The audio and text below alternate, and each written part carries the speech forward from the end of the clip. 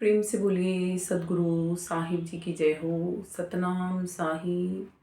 आप सभी को मेरा प्रेम भरा सतनाम साहिब। आज हम कबीर साहिब जी की श्रीवाणी लेते हैं, जो कि भजन के माध्यम से है। वो अपनी श्रीवाणी में हमें समझाते हैं कि हमें अपने अगत में कांटे नहीं बोने चाहिए, क्योंकि जब हम अपने अगत में कांटे बोते हैं तो वो कांटे सूल बन के हमें ही चुभेंगे और किसी को नहीं। कबीर साहिब जी की भजन रूप में जो श्रीवाणी है, हम उसको लेते हैं। अगत में मत ना बोवे सूल, अगत में मत ना बोवे सूल, अगत में मत ना बोवे सूल, अगत में मत ना बोवे सूल। यो मत जान हिसाब नहीं है, यो मत जान हिसाब नहीं है, लेखा ब्याज और मूल, लेखा ब्याज और मूल, अगत में मत ना बोवे सूल, अगत में मत ना बोवे सूल।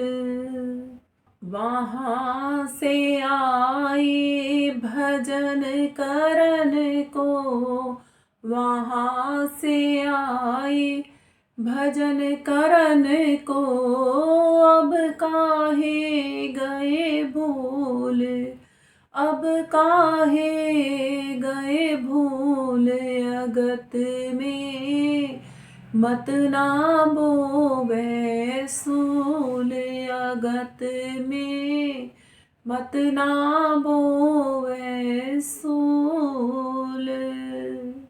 धन बंधु सब ही छिप जाएंगे, ये धन बंधु सब ही छिप जाएंगे, जिन देख रहा तू फूल, जिन देख रहा तू फूल, अगत में मत ना बोवे सूल, अगत में मत ना बोवे तू सूल।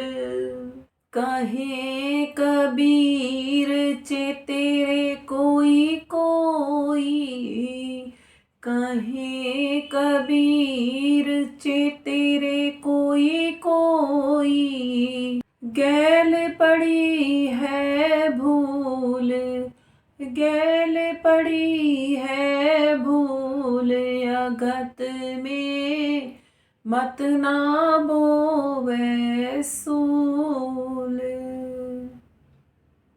ये कबीर साहिब जी की श्रीवाणी है भजन रूप में। अगत में मत ना बोवे सूल, कि ये मत जान की हिसाब नहीं है। हाठ जुगाती धर्म राय सबका मुजरा ले, सतनाम जाने बिना उलट नरक में ते। कि यहाँ से जब आत्मा जाती है तो कचहरी में पहुँचती है और वहाँ पर सबका मुजरा लिया जाता है। जो सतनाम को नहीं जानता उसको वापस इस भवधार में भेज दिया जाता है। कि हाठ जुगाती धर्म राय, उनका नाम बताया गया है, धर्म राय है ऊपर, जो कचहरी में हमारी पेशी लेते हैं। और जब हमें सतनाम का नहीं पता होता तो हमें वापस नरकों की यात्राओं को झेलने के लिए आना पड़ता है। सबका मुजरा ले, सतनाम जाने बिना उलट नरक में दे।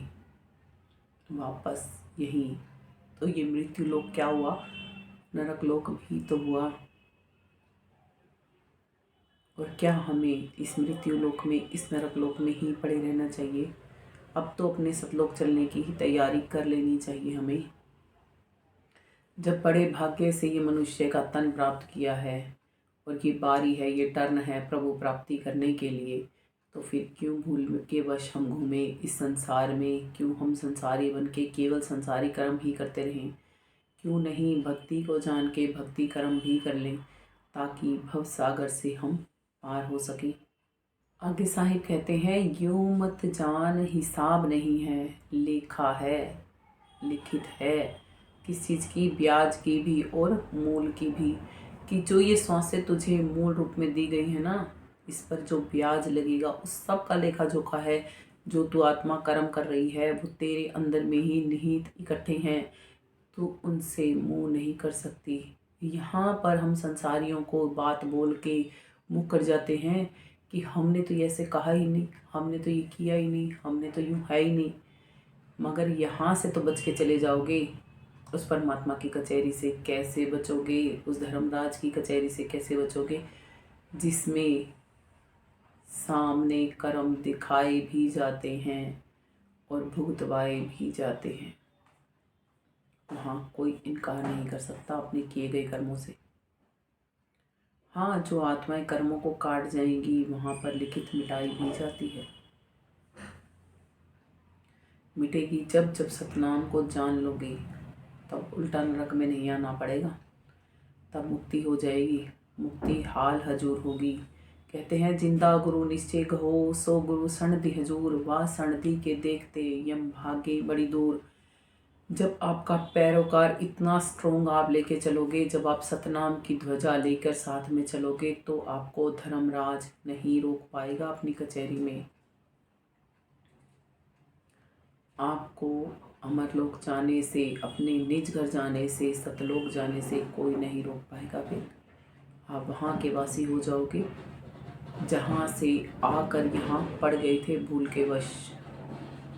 यहाँ पर आए तो थे केवल इस दुनिया को देखने की, यहाँ कैसे आत्माएं बंध जाती हैं, कैसे बंधनों में घूमती चली जाती हैं, और खुद भी हम भूलवश सतनाम की ध्वजा को छोड़कर भूल के वश में आकर यहीं कर ही होकर रह गए।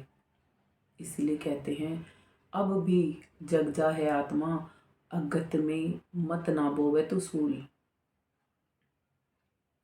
यो मत जान हिसाब नहीं है, सब चीज़ों का हिसाब है, लेखा है, ब्याज और मूल का, हर एक चीज़ का हिसाब किताब लिखा है, लिखित है उसकी। यहाँ हमें भले ही नहीं दिखाई दे रही, कभी अपने अंदर में गहराई में जाके देखोगे तो सब लिखित दिखाई देंगी, अगले पिछले सब जन्मों की।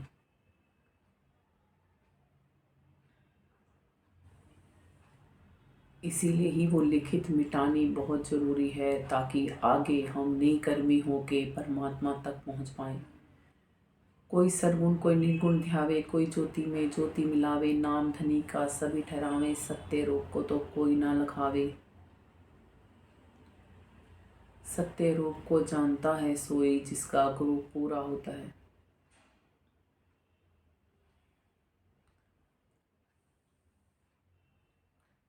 लोग कहते हैं हम भक्ति करते हैं, भक्ति करते हैं तो हम भी सागर से पार हो जाएंगे, मगर नहीं हो सकते, क्योंकि सगुण निर्गुण भक्ति से परमात्मा की प्राप्ति नहीं होती। साकार कहूँ तो माया माही, निराकार कछु आया नाही, साकार निराकार दोनों से न्यारा, जानेगा कोई जाननहारा, कहे कबीर जानेगा सोई, जिसका सतगुरु पूरा होई। ये साहिब बताते हैं, क्यों अपने आप को भक्ति के नाम पर हम ठगवा रहे हैं, क्यों अपनी ठगीबाजी करवाई जा रही हैं, जिससे कि हम कर्मों के बंधनों में बंध के यहीं के ही होके फिर से रह जाएंगे। क्यों इस आवागमन को हम काटना नहीं चाह रहे, क्यों यहाँ से मुक्त होकर परमात्मा तक जाना हम नहीं चाह रहे। इस बार यतन करो, मुक्ति का जतन करो, कट जाएगी 84, प्रभु से मिलन तो करो। प्रभु मिलन के लिए ही मनुष्य देही नवाजी जाती है आत्मा को। ये वो देही है जो देवताओं को भी नहीं मिलती, ये वो देही है, ये वो साधन है जिसको प्राप्त करने के बाद परमात्मा से मिलन करना निश्चित कर सकती है आत्मा अपना। आवागमन के इस चक्रव्यूह को काट सकती है, कर्मों के इन बंधनों को काट सकती है, पाप पुण्यों की इन बेड़ियों को काट सकती है। पाप पुण्य यही दो बेड़ी, एक लोहा एक कंचन केरी। कि पाप कर्म और पुण्य कर्म दोनों कर्मों को काट सकते हैं हम। एक लोहा है तो एक कंचन है, सोना है तो दोनों ही बंधन। और नई कर्मी जब तक नहीं होंगे तब तक पाप या पुण्य मिलता ही चला जाएगा आत्मा को। श्री कृष्ण जी भी श्री गीता में कहते हैं, आत्मज्ञान को जानकर शुभ अशुभ कर्मों को उसमें दग्ध कर दे। बिल्कुल वैसे ही जैसे जब अग्नि प्रज्वलित हो जाती है तो उसमें हम कुछ भी ईंधन डालें तो वो सब नष्ट हो जाता है। वैसे ही जब आत्मज्ञान की अग्नि उद्गारित होती है अंदर में तो शुभ और अशुभ कर्मों के सब जमावड़े नष्ट हो जाते हैं। आत्मा ही है जब आत्मज्ञान प्राप्त करके परमात्मा ज्ञान प्राप्त करती है, तब वो परमात्मा तक चलने के लिए तैयार हो जाती है।